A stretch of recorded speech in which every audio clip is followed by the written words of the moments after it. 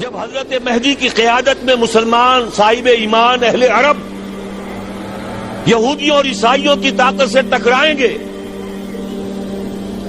تو ان کی مدد کے لیے دو جانب سے اللہ تعالی کچھ بھیجیں گے مدد.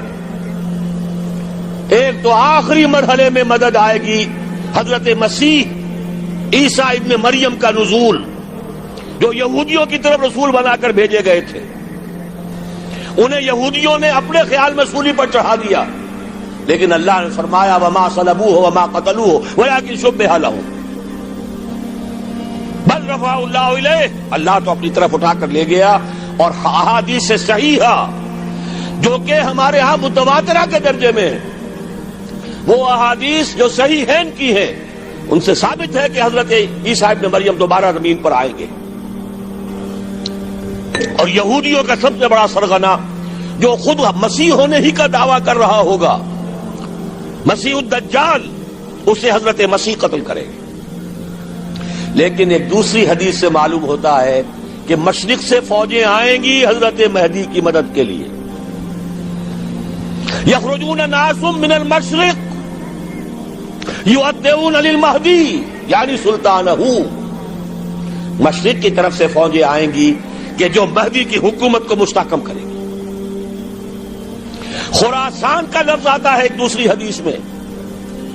خراسان سے سیاہ عالم چلیں گے، انہیں کوئی نہیں روک سکے گا یہاں تک کہ وہ یروشلم میں جا کر رسم ہو جائیں گے. اور حضور کے زمانے میں اچھی طرح سمجھ لیجئے، ہند کسے کہتے تھے حضور کے زمانے میں؟ پاکستان ہند میں شامل نہیں تھا. سندھ و ہند، سندھ ایک مکمل ملک تھا، ہند اس کے بعد شروع ہوتا تھا. یہ راجپوتانے کا اور تھر کا ڈیزرٹ جو ہے، اس سے آگے جو ہندوستان ہے وہ ہند تھا. یہ جو ہمارا پاکستان ہے یہ ہمیشہ ہند میں شامل نہیں رہا. حضور کے زمانے میں بالخصوص سندھ و ہند، دریائے سندھ چلا آ رہا ہے.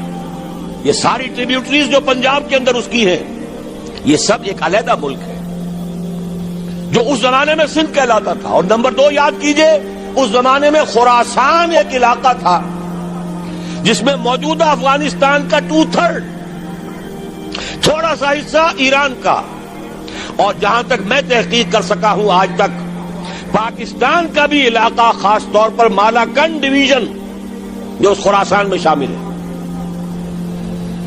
خراسان سے سیاہ عالم چلیں گے جو جا کر یروشلم میں نصب ہوں گے. یہاں بھی ایک نقطہ نوٹ کر لیجئے، پہلے بھی یروشلم ہم سے چھینا تھا. کس نے چھینا تھا؟ عیسائیوں نے، کروسیڈرز. واپس کون لیا؟ کس نے لیا؟ عربوں میں دم نہیں تھا، عرب عیاشیوں کی وجہ سے کھوکھلے ہو چکے تھے.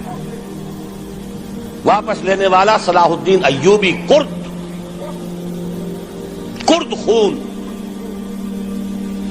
اب دوبارہ یروشلم لیا جا چکا. چھینا کن سے گیا؟ عربوں سے. عرب واپس لے سکتے ہیں؟ کوئی اندیشہ اگر ہو سکتا تھا عراق کے بارے میں کہ شاید اس کے ایٹمک دانت نکل آئے، جو سازش کی گئی، جس طرح اس احمق اور پاگل صدام حسین کو دام میں پھنسایا گیا. صدام 100 جال، دام کہتے ہیں جال کو، 100 اس میں جو پھنسا ہے تو اگلا پچھلا کھایا پیا سب اگلوا لیا. اور ہے ہی کون؟ اس کے پاس ایٹمک ہتھیاروں کا ذخیرہ موجود ہے، اور کسی کے وہ ایٹمک دانت بھی نکلنے نہیں دے رہے. پاکستان کے اوپر کتنا دباؤ، اور ہمیں نہیں پتا کتنا کچھ دباؤ قبول کیا جا چکا. یہ تو سبھی مانتے ہیں. کیپ کر دیا گیا، روک دیا گیا، آگے تو نہیں بڑھ رہا، یہ تو سبھی مانتے ہیں. رول بیک بھی ہو گیا یا نہیں کچھ پتہ نہیں. لیکن کسی صورت یہ نہیں تسلیم کریں گے، قبول کریں گے کہ کسی مسلمان ملک کے پاس ایٹم بم آ جائے. یہودیوں کے پاس ذخیرہ موجود، سب جانتے ہیں. بہرحال یہ جان لیجئے اس علاقے سے امید ہوتی ہے سندھ اور خراسان. حالات بہت خراب ہیں ہمارے، اور حالات بہت خراب ہیں افغانستان کے بھی، لیکن حالات کے بدلتے اللہ تعالی کی مشیت کے تحت دیر نہیں لگا کرتے. سیرت نبوی میں مجھے نظر آتا ہے سن 10 میں 10 نبوی ہجرت سے 3 سال پہلے 2.5 سال پہلے کہیں سے کوئی امید کی کرن نظر نہیں آتی تھی کہ عرب میں اسلامی حکومت قائم ہو جائے گی. 10 برس ہو چکے محمد الرسول اللہ کو دعوت دیتے ہوئے، اور ابھی تک بمشکل 125 آدمی ہے. اپنے بل پر اپنے طاقت پر مکے میں رہ بھی نہیں سکتے. کیسے ہو جائے گا؟ کہاں سے ہو جائے گا؟ میں آج پوچھتا ہوں، کوئی سر بتائے کہیں سے کوئی امید کی کرن اس وقت نظر آتی ہے؟ اس ماحول میں لے جائیے. اگلے 3 سال میں کیا ہو گیا؟ پہلے سال 6، اگلے سال 12، اس سے اگلے سال 72، اور بیعت عقبہ ثانیہ ہجرت، اور وہاں سے اب حضور کی طرف سے شروع ہو گیا انیشیٹو. تو ہم نہیں کہہ سکتے. اللہ تعالیٰ کی قدرت، اللہ کی مشیت. یہ یقین ہے کہ دنیا کے خاتمے سے پہلے نظام خلافت قائم ہوگا، اور تمام دنیا میں ہوگا. ظاہر ہے کہیں پہلے کسی ایک جگہ سے ہوگا، جیسے حضور کے زمانے میں ہوا. اگر بیک وقت پوری دنیا میں ہو سکتا تو حضور کے دست مبارک سے ہوتا.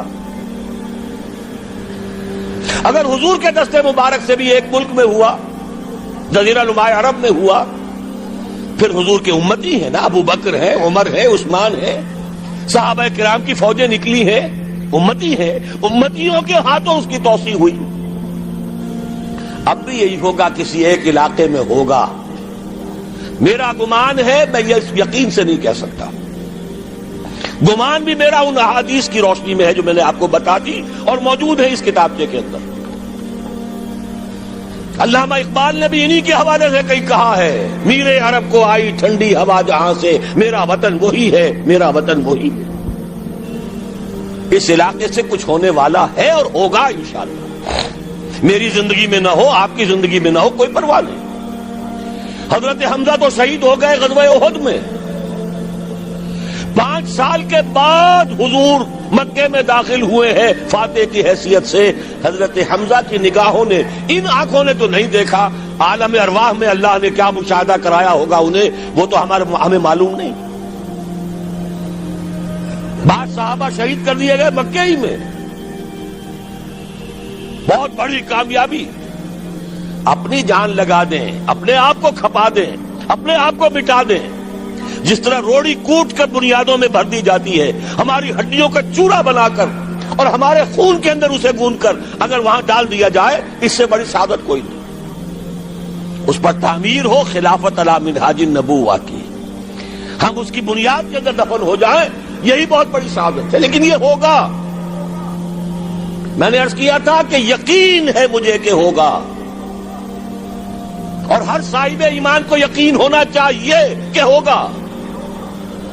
باقی یہ کہ یہ آثار ہیں اور احادیث بھی ہیں، اور 400 برس کی تاریخ بھی بتاتی ہے کہ یہیں سے ہوگا. 1000 برس تک سارے مجددین امت عالم عرب میں پیدا ہوئے. 11ویں صدی کا مجدد اعظم شیخ احمد سرہندی کہاں دفن ہے؟ سرہند میں، ہندوستان میں. 12ویں صدی کا مجدد اعظم شاہ ولی اللہ دہلوی کہاں دفن ہے؟ دہلی میں. 13ویں صدی کا مجدد اعظم سید احمد بریلوی، ان کے تو قبر بھی معلوم نہیں، لیکن ان کا خون جذب ہوا دریائے کنہار میں، اور ان کے سینکڑوں ساتھیوں کی لاشیں اس بالاکوٹ کے مقام پر. 14ویں صدی کے مجدد اعظم شیخ الہند، لیکن ان کے ساتھ ساتھ اتنے اعظم رجال علامہ اقبال جیسا مفکر، مولانا مودودی جیسا مصنف، مولانا الیاس جیسا مبلغ، کہیں اور ہمیں دکھا دیجئے آپ۔ میں کل کہیں عرض کر رہا تھا، دیکھیے پہلے جو ہے 1000 برس تک ہر خیر ہندوستان میں باہر سے آ رہا تھا۔ معین الدین اجمیری باہر سے آ رہے ہیں، شیخ علی حجویری باہر سے آ رہے ہیں، سندھ میں جتنے اولیاء دفن ہیں سب کے سب باہر سے، ایران سے چلے آ رہے ہیں۔ لیکن جیسے ہی 11ویں صدی شروع ہوئی، ریورس ہو گیا آرڈر۔ اب سلسلہ مجددیہ نقشبندیہ اب ہندوستان سے نکل کر پھیل رہا ہے۔ پورا افغانستان، پورا ترکستان، تمام یہ ترک ریاستیں جو آزاد ہوئی ہیں ابھی USSR کے خاتمے کے بعد، یہاں تک کہ سائپرس، جزیرہ قبرص، پورا ترکی جو اب بھی ہے موجودہ ترکی، سلسلہ مجددیہ نقشبندیہ کہاں سے چلا؟ ہندوستان سے پھیل گیا پورے عالم اسلام۔ مفکر، علماء دین اور تمام علوم دینی کا مجدد شاہ ولی اللہ دہلوی، خالص ترین جہاد فی سبیل اللہ دور صحابہ کے بعد جماعت مجاہدین جام شہادت نوش کیا، سینکڑوں ہمارے مجاہدین۔ پھر 14ویں صدی میں اقبال جیسا مفکر، مودودی جیسا، دوبارہ دوہرا رہا ہوں، مصنف، مولانا الیاس جیسا مبلغ، مجھے تو کہیں نظر نہیں آتا۔ تمام مسلمان ممالک آزاد ہوئے، کہیں اسلام کا نام نہیں لگا، نہ سرکاروں نے نعرہ لگایا، نہ کہیں کسی اور نے نعرہ لگایا۔ عربوں نے بھی عرب نیشنلزم کا نعرہ لگایا، اسلام کا نعرہ نہیں۔ تحریک پاکستان میں نعرہ لگا، پاکستان کا مطلب کیا؟ لا الہ الا اللہ۔ صبح عرض کر چکا ہوں، تحریک خلافت پوری دنیا میں کہیں نہیں، صرف بر عظیم پاک و ہند میں۔ اور کیسی تحریک خلافت کہ ہندو شریک ہوئے، گاندھی شامل ہوا، پورے ہندوستان کو جس نے گنجا دیا۔ یہ دوسری بات ہے کہ جب خود مصطفیٰ کمال نے ختم کر دیا تو اب کیا کرتے؟ مدعی سست گواہ چست۔ نوٹ کرنے کی بات ہے، کچھ آثار ہیں، 400 سال کی تاریخ ہے، بتا رہی ہے پاکستان کا قیام خود ایک معجزہ۔ یہ ساری چیزیں مشیت ایزدی میں کسی بڑے خیر کا پیش خیمہ ہے، مقدمہ۔ کہ ایک تو یہ کہ پورے قرآن مجید میں تعداد کے اعتبار سے مدنی صورتوں کا یہ سب سے بڑا گلدستہ ہے۔ سورہ حدید سے شروع ہو کر جو 27ویں پارے کی آخری صورت ہے، پھر سورہ تحریم تک کہ جو 28ویں پارے کی آخری صورت ہے، یہ مسلسل صورتیں ہیں 10۔ اگرچہ حجم کے اعتبار سے یہ زیادہ نہیں ہے، 1.25 پارے سے بھی کم، لیکن صورتوں کی تعداد کے اعتبار سے یہ مدنی صورتوں کا سب سے بڑا گلدستہ ہے قرآن حکیم۔ اس لیے کہ ذہن میں تازہ کر لیجئے، پہلے سورہ بقرہ، آل عمران، سورہ نساء، سورہ مائدہ، اگرچہ 6.25 پارے لیکن صورتیں تو 4 ہی تھیں۔ پھر سورہ انفال، سورہ توبہ 2 صورتیں، پھر سورہ نور 1 صورت، پھر سورہ احزاب 1 صورت، پھر 3 صورتیں سورہ محمد صلی اللہ علیہ وسلم، سورہ فتح اور سورہ حجرات، یہ 10 صورتیں۔ دوسری نمایاں بات ان کی یہ ہے کہ ان میں سے 5 صورتیں وہ ہیں جن کا آغاز ہوتا ہے سبح للہ یا یسبح للہ کے الفاظ، تسبیح کرتی ہے اللہ کی ہر شے جو آسمانوں میں ہے اور ہر شے زمین میں ہے۔ اور یہ تسبیح کا ذکر فعل ماضی میں بھی ہے، فعل مضارع میں بھی ہے، اور فعل مضارع عربی زبان میں حال اور مستقبل دونوں کو کور کرتا ہے۔ تو گویا کہ زمان و مکان کا پورا احاطہ ہو گیا کہ جو کچھ آسمانوں میں ہے اور جو کچھ زمین میں ہے وہ اللہ کی تسبیح بیان کر رہا ہے، ہمیشہ سے، اب بھی کر رہا ہے اور ہمیشہ کرے۔ ان صورتوں کا ایک خصوصی پھر نام ہے جن سے المسبحات، وہ صورتیں کہ جو تسبیح باری تعالیٰ کے ذکر سے شروع ہوتی ہے۔ اس میں شامل کرتے ہیں بعض لوگ سورۃ الاعلیٰ کو بھی، سبح اسم ربک الاعلیٰ، لیکن وہاں وہ حکم کی صورت میں ہے۔ یہ مسبحات جو ہیں اس گروپ میں ان کی خصوصی شان ہے۔ تیسری بات جو کہ مضامین کے اعتبار سے ہے بلکہ زمانہ نزول کے اعتبار سے پہلے سمجھ لیجئے۔ پہلی بات میں نے عرض کی کہ قرآن حکیم میں مدنی صورتوں کا تعداد سور کے لحاظ سے سب سے بڑا گلدستہ، ان میں سے 5 مسبحات۔ تیسری بات یہ کہ ان سب کا باستثناء واحد زمانہ نزول جو ہے وہ حضور صلی اللہ علیہ وسلم کا جو مدنی دور ہے سیرت مبارکہ کا، اس کا نصف آخر ہے، یعنی سن 5 کے بعد نازل ہوئی، سوائے ایک صورت کے، تو آ جائے گی سامنے۔ باقی جو 9 صورتیں یہ سب کی سب بات کی۔ اس سے جو متعلق بنتی ہے بات وہ یہ ہے کہ اس زمانے میں مسلمانوں میں جوش جہاد، ذوق شہادت، جذبہ انفاق بحیثیت مجموعی اس میں کچھ کمی آ گئی تھی۔ یہ کمی میں پہلے بھی اشارہ کر چکا ہوں کہ معاذ اللہ اس اعتبار سے نہیں ہوئی کہ سابقون الاولون کے ذوق میں اور شوق میں اور جذبے میں کمی آ گئی، لیکن چونکہ تعداد بڑھی مسلمانوں کی اور اب اکثریت ان لوگوں کی تھی کہ جو ایمان لائے ہیں ہجرت کے بعد، ان کی اس طرح کی تربیت تو نہیں ہوئی جیسے کہ مکے والوں کی ہوئی تھی 12 برس تک۔ اس اعتبار سے اوسط جب نکالیں گے تو اوسط کے اعتبار سے یقیناً ادھر کچھ اب اسمحلال کے آثار تھے۔ یہ آیت سورہ انفال میں بھی آ چکی ہے، الآن فیکم ضعف، اب تمہارے اندر کچھ کمزوری آ گئی ہے۔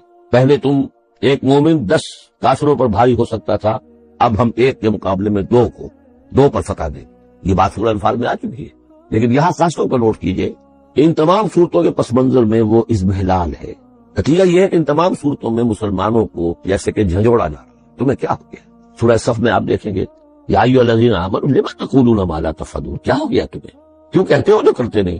اسی سورہ حدید میں آئے گا وما لکم لا تؤمنون باللہ، تمہیں کیا ہو گیا اللہ پر ایمان پختہ کیوں نہیں رکھتے؟ وما لکم الا تنفقوا فی سبیل اللہ، تمہیں کیا ہو گیا اللہ کے راہ میں خرچ کیوں نہیں کرتے؟ اسی طرح سورہ جمعہ میں وَإِذَا رَأَوْا تِجَارَةً أَوْ لَهْوًا انفضوا إِلَيْهَا وَتَرَكُوكَ قَائِمًا، تو گرفت کا پہلو ہے، پکڑ کر اور جھنجھوڑا جا رہا ہے۔ اس میں یقیناً روح سخن منافقین کی طرف بھی ہے، لیکن بحثیت مجموعی ان صورتوں میں جو اصل خطاب ہے وہ منافقین سے نہیں ہے۔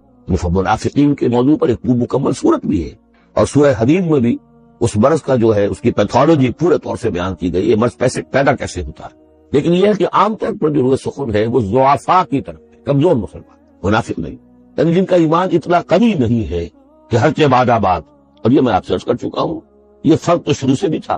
السابقون الاولون من المہاجرین والانصار والذین اتبعوہم بإحسان رضی اللہ عنہم ورضوا عنہ، اس درجے کے لوگوں میں بھی سب کے سب ایک جیسے تو نہیں تھے، وہ درجات تو بلند ترین ہے، رضی اللہ عنہم ورضوا عنہ، تو فرق تو تھا۔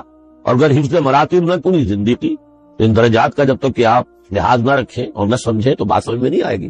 اس پہلو سے یہاں اصل خطاب ہے منافقین سے نہیں ہے، یعنی یہ سورہ نساء اور سورہ توبہ اس کا جو رنگ ہے اس میں اصل خطاب منافقین سے ہے، یہاں وہ بات نہیں ہے، ضعفاء، کمزور۔ اس اعتبار سے آج کے مسلمانوں کے لیے اہم ترین حصہ قرآن حکیم کا یہ 10 صورتیں، آج کا ایک مسلمان ان 10 صورتوں کو سمجھ لے تو گویا پورے قرآن کا خلاصہ اس کو مل جائے۔ ایک تو اس اعتبار سے بھی کہ جیسے میں نے عرض کیا نفاق کا مضمون آیا سورہ نساء میں، سورہ مائدہ میں، سورہ توبہ میں، اور بھی صورتوں میں آیا، سورہ قتال سے شروع ہو گیا۔ لیکن یہ کہ ایک چھوٹی سی صورت ہے 11 آیتوں کی اس مجموعے میں، سورۃ المنافقون، وہ خلاصہ ہے اس پوری بحث کا۔ ایمان کی بحث تو مکی صورتوں میں، 2/3 قرآن مکی صورتوں پہ مشتمل ہے۔